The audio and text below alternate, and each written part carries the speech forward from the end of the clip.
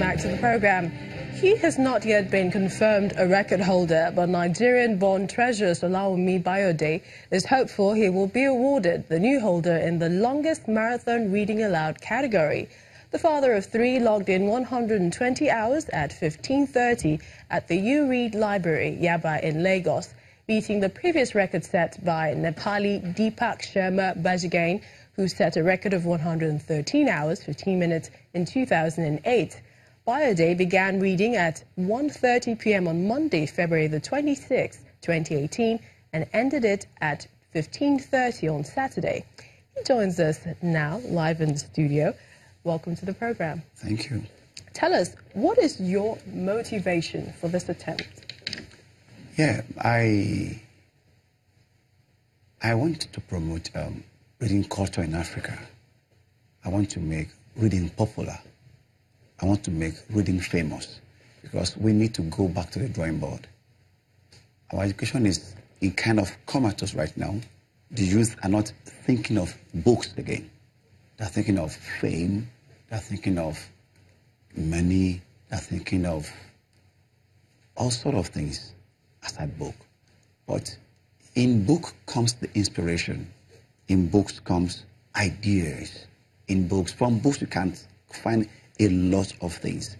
Now, like I always tell people that the Western world didn't get to where they are now from any other means than from education, research, studying, development. So I had arguments with my friends on the street about studying, reading, and they seemed not to get the point. In fact, there was a day they almost beat me up. So I said that I must be a voice that will raise this clarion call, that Africa and Africans must read. We have to read. I give an instance. When the children of Israel were in Babylon on exile, it was documented that they had to spend 70 years. Now, after 70 years, they didn't know, and God did not reveal to them until Daniel picked up a book and he read and discovered that we are to spend only 70 years in this exile. That means that if he had not read the book, they will still be in exile. So God will be looking at them because it has been documented.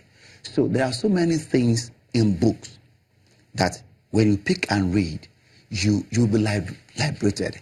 120 hours, the really 122 long time. hours. 122. Yes. How did you prepare? Well, I had a trial run, which I did 96 hours. But of a truth, I went into the real thing afraid. Because after the trial run, I saw what it entails to do it. It was an ordeal, a serious ordeal. Sore tongue, sore throat, pain on my back, my neck, my teeth were shaking, my eyes were blood. But I did it because I had to do it. I didn't set out to because of the record, but what am I doing to be in the record? Which is reading. They will say that, oh, he read. I could have danced. I could have run. But I decided to read. So that the reading part is what is important to me. Now, when I was reading, people came in and were taking selfies, bringing their words, their children from schools. That made me happy. But it wasn't distracting? No, at all. I was so happy that I could incite in people that we need to read. Now, mothers called me and said, thank you for doing what you did. Now my children are reading. That alone is okay for me. Reading quietly and reading aloud, what's the difference? Different ball game entirely. Different ball game entirely.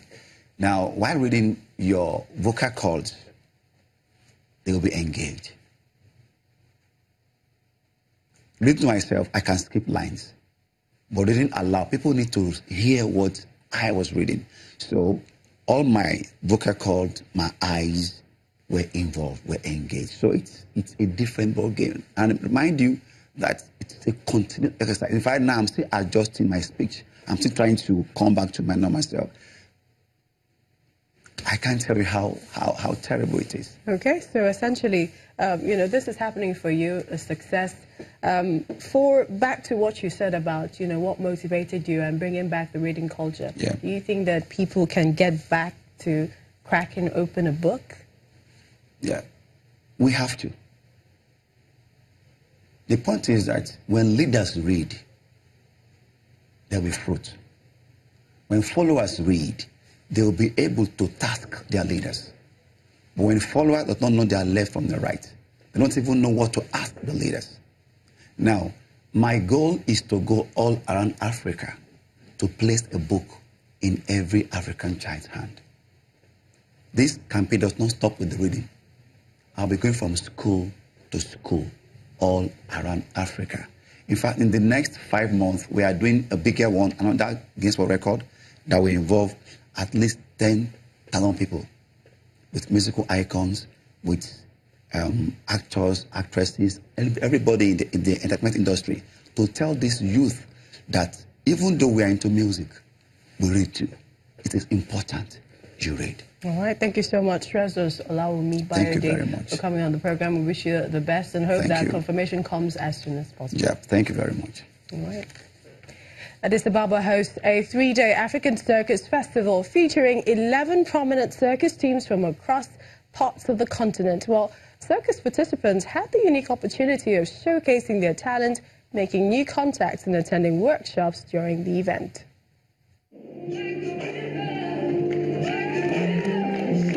Ethiopia recently held the second edition of the African Circus Arts Festival, which saw 11 circus troupe artists from 6 African countries perform at the event. The 3-day fair was organized by the country's Fikat Circus Group, which wants to promote performance arts and provide opportunities for artists to showcase their talents in music, dance, acting, as well as fashion and design. Most performers were young people who came from different backgrounds. The circus encourages them to use arts to express their cultural heritage and fuse it with contemporary influences.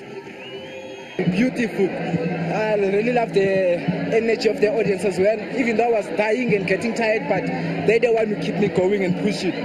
So I'm really grateful to the fans as well. The Fikat Circus Group, which showcase hoopers and jugglers amongst other performers, says that despite its social, cultural and economic potential, the circus remains largely unrecognized in Africa and has huge opportunities for artists. Fikat, which was formed in 2004 and runs a circus school in Addis, wants to change that. Organizers say the turnout this year from participating countries was encouraging. I used to meet African artists all around the world, but not in Africa. So we think about, okay, why we don't organize something in Africa?